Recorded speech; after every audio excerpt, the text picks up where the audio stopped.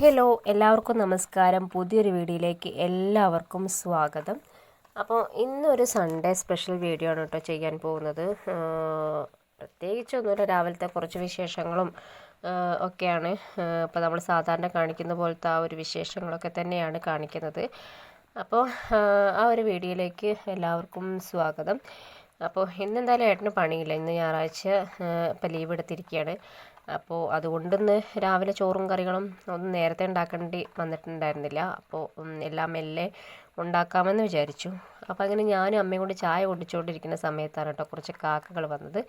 അപ്പം നമ്മൾ അവർക്കും കുറച്ച് ചായയും മിച്ചറും ഇതൊക്കെ ചോറും ഒക്കെ വെച്ച് കൊടുത്തു. ഇത് ഡെയിലി ഇവിടെ വരാറുണ്ട് കേട്ടോ കാക്ക. അച്ഛൻ മരിച്ചതിന് ശേഷമൊക്കെ ഡെയിലി ഒരു കാക്ക വന്നിങ്ങനെ കരയായിരുന്നു. അപ്പോൾ രാവിലെ നമ്മൾ ചായ കുടിക്കുന്ന സമയത്തും ചോറ് കഴിക്കുന്ന സമയത്തും ഉച്ചയ്ക്ക് ചായ കുടിക്കുന്ന വൈകുന്നേരത്തെ ചായ കുടിക്കുന്ന സമയത്തും ഒക്കെ ഇങ്ങനെ ഒരു കാക്ക വരുന്നുണ്ടായിരുന്നു. അപ്പം നമ്മൾ ആ ഒരു കാക്കയ്ക്ക് നമ്മളിതുപോലെ ഭക്ഷണം കൊടുത്ത് കണ്ടിട്ടോ എന്താ അറിയില്ല, ഇപ്പോൾ ഒരുപാട് കാക്കകളായിട്ടോ.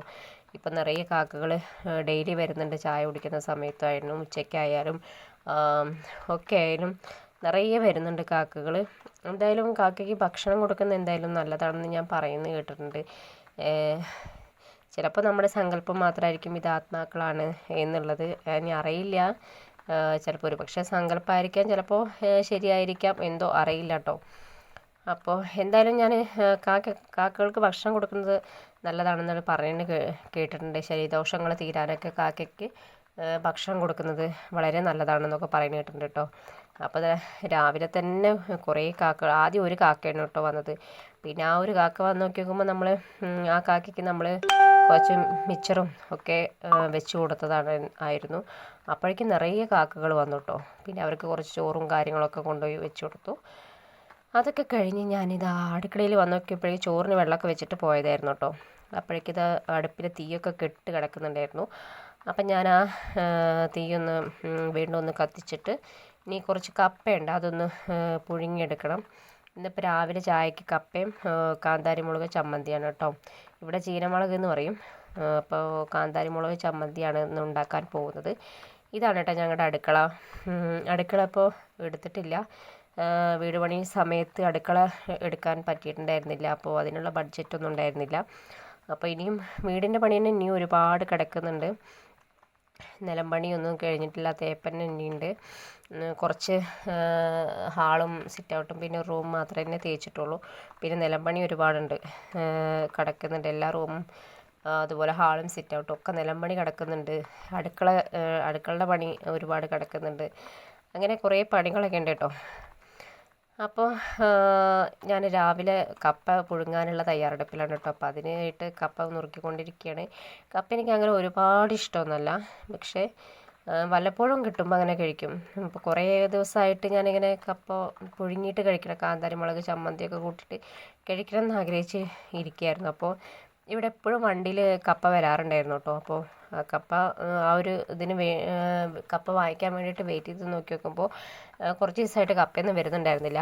പിന്നെ ഇത് ഇന്നലെ ചെറിയച്ഛൻ വൈകിട്ട് കൊണ്ടുവന്ന് തന്നതാണ് കേട്ടോ കപ്പ. അപ്പോൾ അത് രാവിലെ പുഴുങ്ങാമെന്ന് വിചാരിച്ചു ചായക്ക്.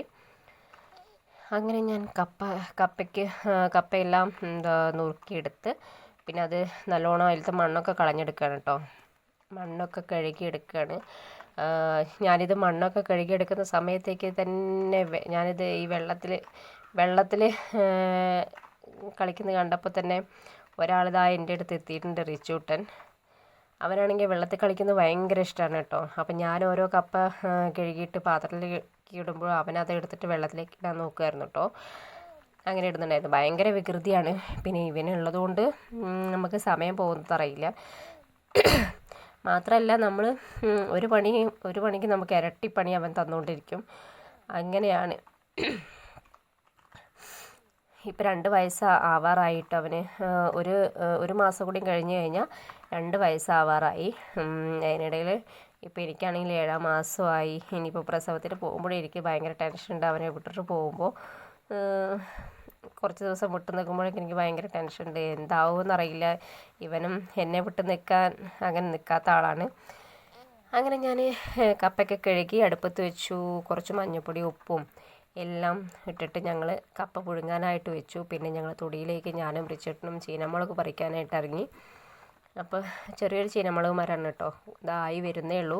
അപ്പോൾ അതിൽ അത്യാവശ്യം കുറച്ച് ചീനമുളകൊക്കെ ഉണ്ടായിരുന്നു. അപ്പം ഞാൻ അത് പറിക്കുകയാണ്. അപ്പോൾ അവനും അത് താഴെ നിന്ന് ഞാൻ പറിക്കുന്നത് കണ്ടിട്ട് അവനും ചീനമുളക് പറിക്കുന്നുണ്ടായിരുന്നു. ഇവൻ്റെ മുന്നിൽ ഒന്നും ഉണ്ടാവാൻ പറ്റില്ല കേട്ടോ, കാരണം എന്താണെന്ന് വെച്ചിട്ടുണ്ടെങ്കിൽ എല്ലാം പറിച്ച് കളയും. ഇപ്പോൾ മുറ്റത്ത് തന്നെ പച്ചമുളക് നട്ടിട്ടുണ്ടായിരുന്നു കേട്ടോ, അപ്പോൾ അതിന് നിറയെ പച്ചമുളക് ഉണ്ടായിരുന്നു. അതെല്ലാം പറിച്ചിട്ട് അവൻ വെറുതെ കടിച്ചിട്ട് അതിങ്ങനെ കളയും കേട്ടോ. പിന്നെ അത് ഈ ആയി വരുന്നത് കൊണ്ട് നല്ലോണം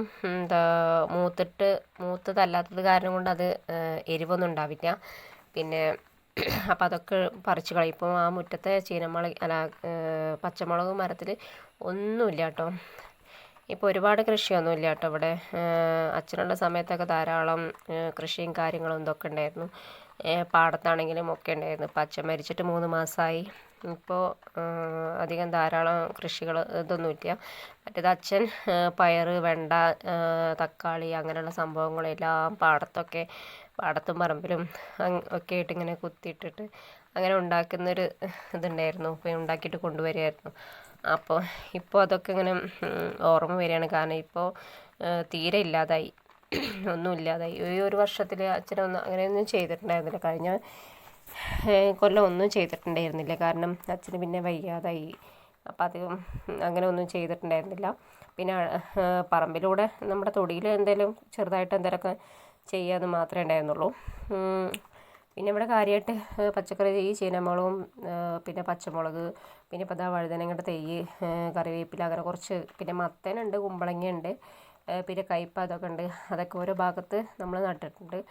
അപ്പോൾ അത്രയ്ക്ക് തന്നെ ഉള്ളൂ കേട്ടോ. ഇപ്പോൾ ഇനി മഴ നല്ലോണം പെയ്തിട്ട് വേണം ഇനി ഓരോന്നൊക്കെ നടാനായിട്ട്. അപ്പം നമ്മുടെ കപ്പതായി ഇവിടെ നല്ലോണം വെന്ത് വന്നിട്ടുണ്ട്. ഇനിയിപ്പോൾ അങ്ങനെ നമ്മുടെ കപ്പ ഇവിടെ നല്ലോണം വെന്ത് വന്നു. ആ ഒരു കപ്പനി വേറെ പാത്രത്തിലേക്ക് മാറ്റിയിട്ട് നമുക്കിനി കാന്താരി മുളക് ചമ്മന്തി അരച്ചിട്ട് വരാം.